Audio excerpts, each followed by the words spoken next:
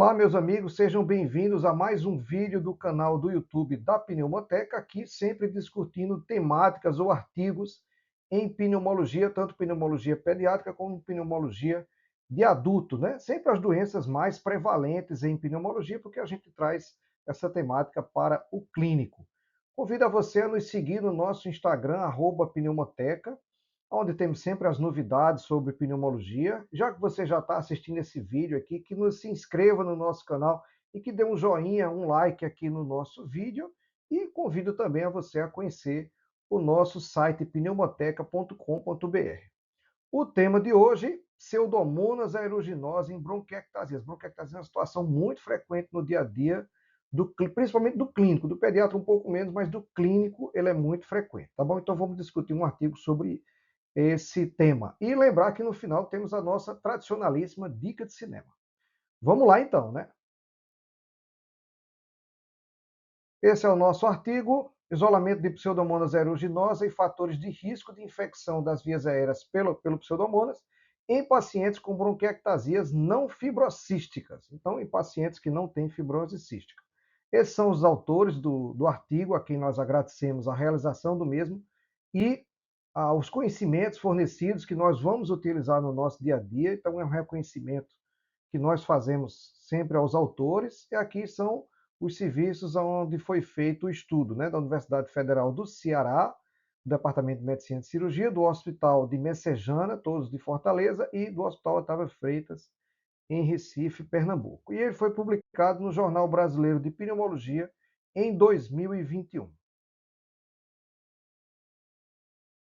Na introdução, os autores lembram que a bronquiectasia é uma dilatação brônquica irreversível, que promove o aparecimento de infecções brônquicas de repetição, de pneumonias de repetição, e que faz um ciclo vicioso de inflamação e destruição de vias aéreas. Esse segundo os autores, é um problema crescente mundial, com aumento da prevalência de 40% dos casos, principalmente na Europa e Estados Unidos. Isso se deve maior pela sobrevida dos pacientes, né, pelo avanço da medicina de uma maneira geral. A Pseudomonas e os hemófilos são as bactérias mais patogênicas na bronquiectasia, e essa destruição do parênquima pulmonar promovem queda da função pulmonar nesses pacientes. Com relação à metodologia, como é que foi feito o estudo, né? Foi um estudo transversal em pacientes adultos com bronquiectasias não causadas por fibrose cística, que é a principal causa de aparecimento de bronquiectasias. No hospital terciário, os dados coletados aqui de março de 2018 a outubro de 2019, quase um ano e meio aí de coleta de dados.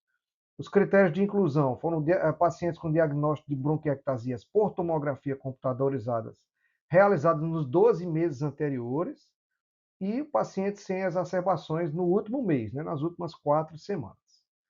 E foram realizadas as seguintes avaliações: espirometria, teste de caminhada, tomografia, coleta de escarro pela manhã, e os dados referentes à dosagem de fibrinogênio sérico, a gravidade da doença, a cor do escarro e o histórico de tratamento com azitromicina. Esse tratamento profilático com azitromicina, a gente vai falar um pouco mais à frente. A análise do escarro ela foi feita através de uma tabela, de um método quantitativo de identificação de cor do escarro, promovido por Murray em 2009. O trabalho que ele mostrou em 2009 mostrou que esse método tem uma boa confiabilidade entre os observadores, no caso aqui, quando ele fez a pesquisa de clínicos e obstetras, e tem a classificação da cor, né? Mucoide quando era claro, muco purulento quando era amarelo claro ou verde claro, e purulento amarelo escuro ou verde escuro. Às vezes o paciente tem essa distinção de verde ou amarelo. E as cartelas de cores foram mostradas aos pacientes para que ele pudesse identificar a cor do seu escarro. Vou mostrar aqui a vocês a cartela. Veja só aqui, ó, esse primeiro, um dos dois aqui, né, são, no caso, a classificação mucoide. O segundo, que é esse amarelo mais claro, a classificação de muco purulento, e esses dois últimos de purulentos, né? A gente vê que aqui é um pouco amarelo esverdeado, aqui é mais amarelo, esses dois, mas aqui é um pouco amarelo esverdeado, então o paciente às vezes relatava que ele era esverdeado. E o score de gravidade da bronquiectasia foi feito pelo score FACED. Esse score, você vê que é a primeira letra da palavra, né? O F é o VF1, quando era acima de 50% era 0 e abaixo de 50% 2. A idade abaixo de 70 anos, 0, acima de 70 anos, 2. A colonização por pseudomonas, se não era colonizado, 0, se era colonizado, se tinha presença, 1. A extensão de 1 a 2 lobos, 0 pontos, acima de 2 lobos, 1 ponto, e a dispneia, ele tinha uma escala de dispneia, de 0 a 2 essa escala 0 pontos, e de 3 a 4 valia 1 ponto. Então, depois era visto que de 0 a 2 pontos é uma bronquiectasia leve, pelo score, né? De 3 a 4 pontos, uma moderada bronquiectasia, e de 5 a 7 pontos, uma severa bronquiectasia. Veja que isso aqui a gente pode fazer no nosso dia a dia com nossos pacientes, não tem nenhuma dificuldade. Então, a gente pode ter acesso a esse score facilmente e fazer essa classificação com nossos pacientes. Bom, os grupos de estudo foram divididos em três. O grupo PA, que é o grupo da Pseudomonas aeruginosa, o grupo MPP, que é as bactérias potencialmente patogênicas que não a Pseudomonas aeruginosa, e o grupo MMP, que era relacionado às bactérias não potencialmente patogênicas ou que o escarro, a cultura deu negativo. Muito bem, o estudo foi aprovado pelo Comitê de Ética, lá do Serviço da Universidade do Ceará. A análise estatística foi feita pelo programa SPSS, a P21.0, e o nível de significância foi de 0,05, como sempre acontece, né, nos estudos de estatística. Falamos brevemente da definição de bronquiectasias no início desse artigo, mas se você tem interesse em aprender mais sobre esse tema, que é um tema tão frequente no nosso dia a dia, eu convido você a fazer o nosso curso de lesões pulmonares que está disponível no site da Pneumoteca. Vamos discutir a bronquiectasia de modo bem mais abrangente. Então, vamos falar sobre a definição de bronquiectasia, a fisiopatologia, que é a coisa mais importante para a gente entender tudo sobre a bronquiectasia, a etiologia da mesma, como ocorre a patologia macroscópica e a patologia microscópica, a classificação da bronquiectasia, o quadro clínico, o diagnóstico, como se fazer o diagnóstico de uma bronquiectasia, que não é uma coisa tão simples, mas nós conseguimos fazer com os recursos hoje em dia, o tratamento clínico e o tratamento cirúrgico, quando ele é indicado.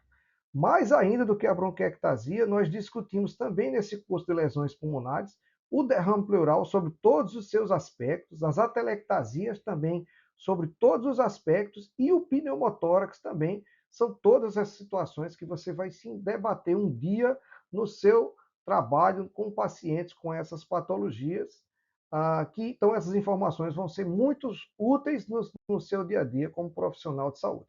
Então, esse curso está disponível no site pneumoteca.com.br por um custo baixo, e são informações, como eu disse antes, que você vai levar para toda a sua vida. Então, voltando ao nosso artigo, vamos ver os resultados, né? São pacientes incluídos na análise estatística. No total, o N do artigo foi 112. E foi dividido no grupo Pseudomonas, 47, o grupo das micobactérias potencialmente patogênicas, 31, e as não potencialmente patogênicas, 34. Bom, só mostrando que foi isolado, veja que a Pseudomonas foi isolada em 47 pacientes, foi a bactéria mais encontrada de todas. Veja como é frequente realmente a Pseudomonas na bronquiectasia. Na fibrose cística também ela é mais frequente. A cepa não mucoide foi 28, a cepa não mucoide, só esclarecendo, ela é uma cepa que ela é mais superficial, menos agressiva, e quando ela se torna mucoide, ela já vai invadindo mais o tecido do brônquio, consequentemente vai tendo mais lesões pulmonares, mais destruição de vias aéreas. Depois foi hemófilos influenza, Klebsiella e assim por diante, e as não potencialmente patogênicas foram 34, que é justamente o N desse grupo aí, tá certo? Então, foram essas as bactérias isoladas. Bom, veja você que o sexo feminino foi mais frequente, quase o dobro dos pacientes, aliás, o dobro dos pacientes do sexo feminino, a idade média foi de 51 anos, 73% dos pacientes não eram tabagistas, que a gente aqui perde uma oportunidade de falar mal do cigarro, né? Porque realmente ele não teve tanta influência aqui na bronquiectasia. O IMC de 22 e o score FACED médio, você lembra que ia ter de 1 a 7, né? De 0 a 7 era 3. Ah, no score de gravidade do score FACED, veja que 16% dos pacientes eram graves, tá? E as exacerbações no último ano, a gente 35% era zero, mas olha, 65% dos pacientes tiveram pelo menos uma exacerbação. E essa exacerbação da bronquiectasia é sempre um sinal de piora da função pulmonar e da piora clínica do paciente. Tá? Então, 65% no último ano tiveram pelo menos uma exacerbação. Então, avaliando a função pulmonar, veja você que tanto o VF1 e o CVF, em média, obviamente, eles foram baixos os dois aspectos, quer dizer, são pacientes que têm prejuízo da função pulmonar. O número de lobos envolvidos, 93% tinham mais de 2 lobos envolvidos, o que quer dizer que já a destruição do parênquima já é importante. Segundo aquela escala de cores, o purulento, 41%. Se a gente juntar o purulento com o muco purulento, vai dar mais da metade dos pacientes. O tratamento com azitromicina, que é um tratamento profilático para evitar a colonização da Pseudomonas, eram feitos em 62% dos pacientes. E a etiologia identificada mais frequente foi a tuberculose, que a gente já sabe que é realmente a mais frequente, principalmente em adultos. 30% foi a etiologia isolada mais identificada. Isso acontece porque na tuberculose existe um processo inflamatório que ele é muito prolongado, é muito longo. O tempo que o paciente se infecta até o tempo que ele vai desenvolver sintomas, às vezes dá 1 ano, 2 anos. Então já criou um processo inflamatório muito longo e aí, consequentemente, você tem destruição do parênquima pulmonar, principalmente dos brônquios, e faz a bronquiectasia por conta disso. Mas veja que a etiologia desconhecida foram 35% dos pacientes. É uma dificuldade, muitas vezes, de você fazer a identificação etiológica das bronquiectasias. Comparando os grupos, veja só você que a idade não houve diferença entre os grupos, né? Lembrando os grupos, pseudomonas, micobactérias potencialmente patogênicas e não potencialmente patogênicas. Então, a idade não houve diferença estatística. O sexo feminino, que foi maior de uma maneira geral, mas não houve diferença estatística nos grupos, apesar de o não potencialmente patogênico foi mais baixo, mas aqui não mostrou essa diferença estatística. O IMC também não mostrou diferença estatística. Com relação à gravidade da doença pelo score FACET, veja que o grupo das pseudomonas aeruginosa teve um percentual 29,8%, bem maior do que os outros grupos, e isso aí houve uma associação estatisticamente significativa, porque o P deu menor do que 0,05. O número de lobos envolvidos não houve uma associação estatística. O fibrinogênio sérico, por sua vez, foi bem maior no grupo com pseudomonas aeruginosa. A gente vai falar sobre isso na discussão aqui, né? Veja que o resultado estatístico foi positivo. O VF1 não houve diferença entre os grupos, mas o CVF foi mais baixo estatisticamente comprovado no grupo da pseudomonas aeruginosa. 64, 75, 69.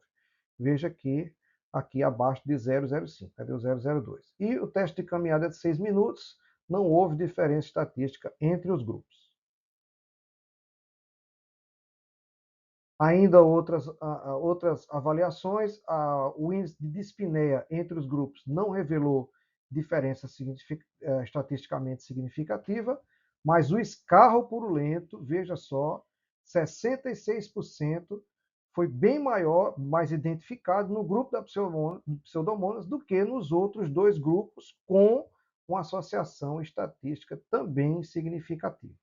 Isso a gente quer dizer que a presença do escarro amarelo ou um purulento ou muco purulento é indicação de presença de pseudomonas em pacientes com bronquiectasia. As exacerbações no último ano não foi diferente aqui entre os grupos, deu 0,05. Se fosse 0,049, ele era significativo. Mas veja que foi maior aqui no grupo da Pseudomonas do que nos outros, mas enfim, não houve diferença estatística.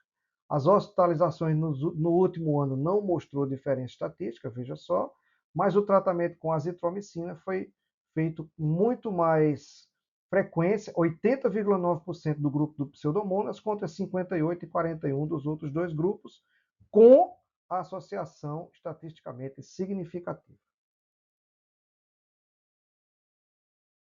Bom, a análise de regressão logística multivariada de fatores relacionados com o isolamento de Pseudomonas aeruginosa foram. O que é que a gente pode analisar aqui que há associação com Pseudomonas aeruginosa? Veja só.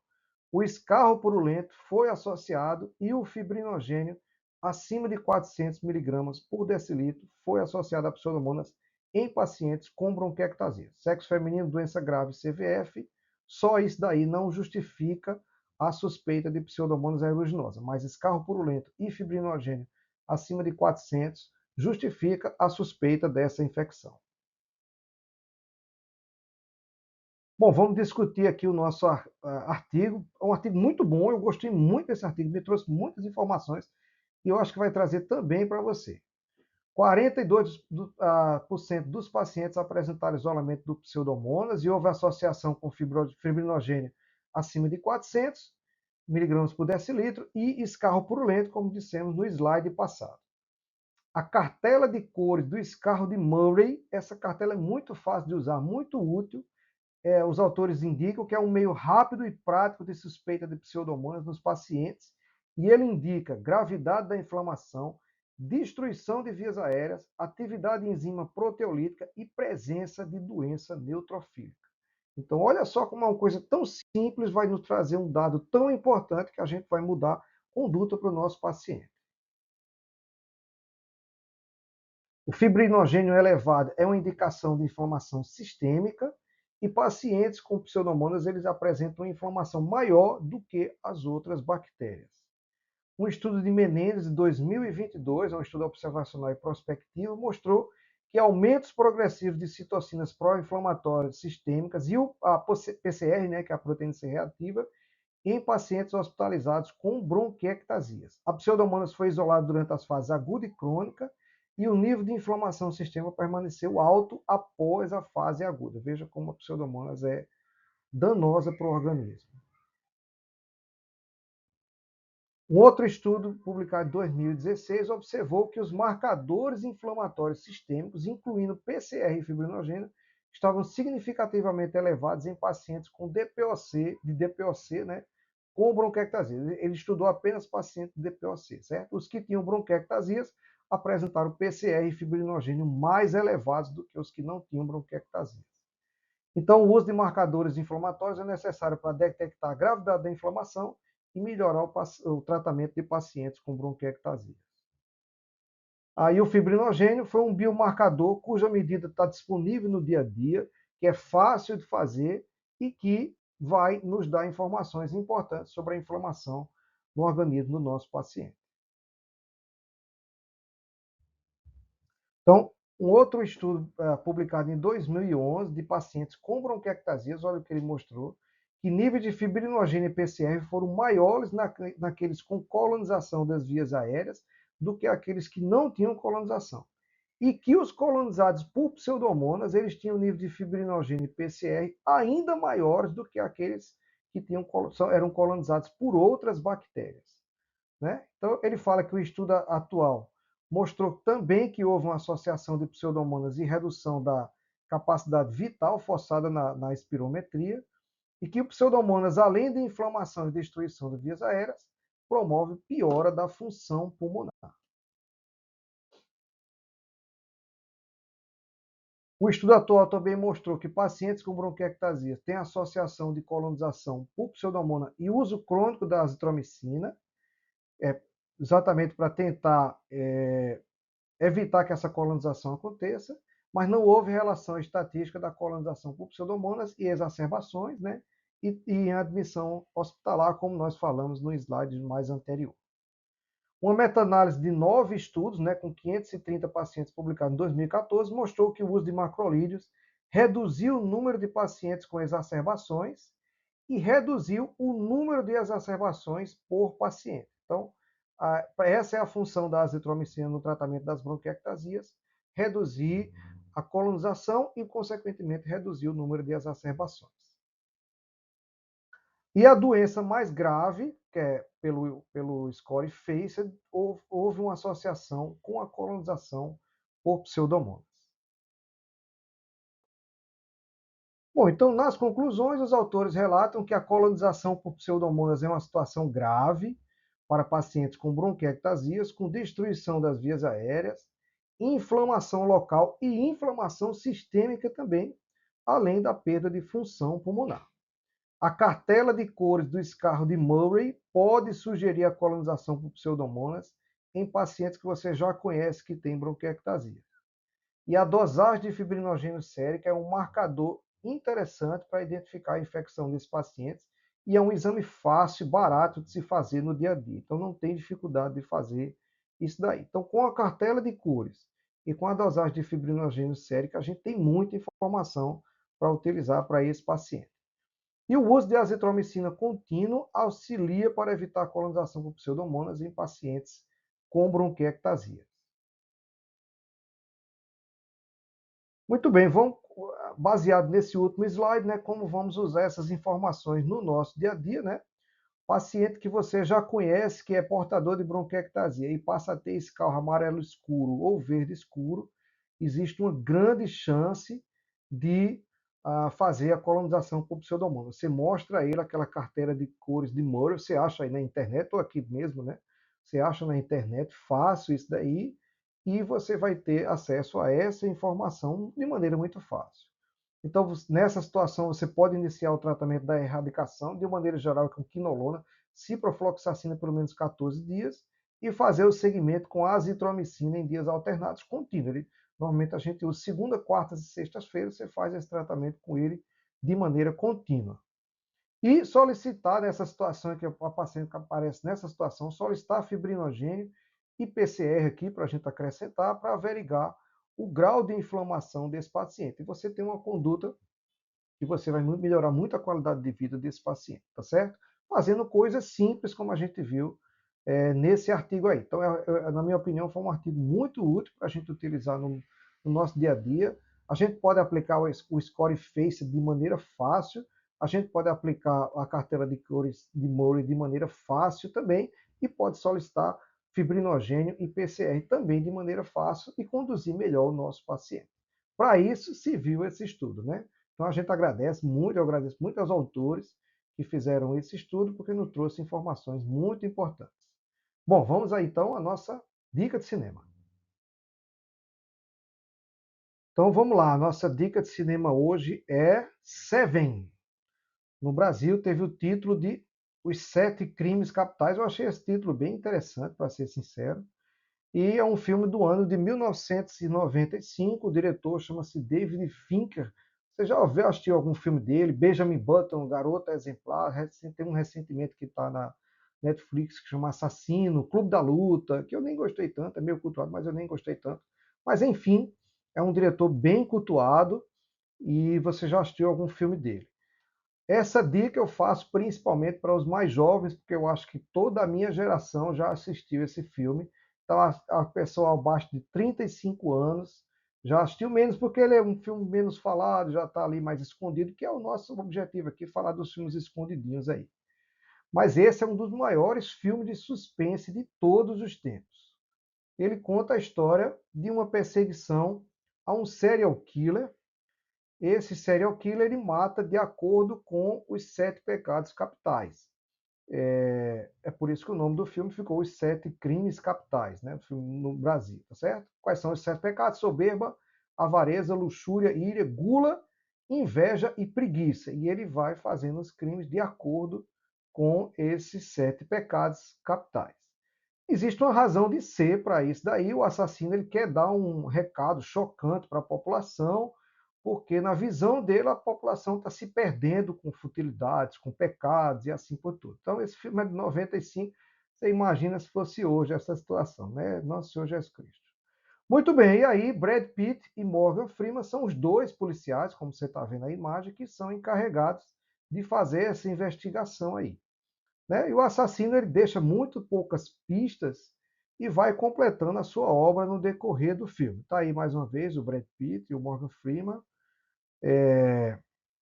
O filme tem um tom muito escuro, ele é propositalmente assim, ele é traz um ar de desesperança aí, tá certo?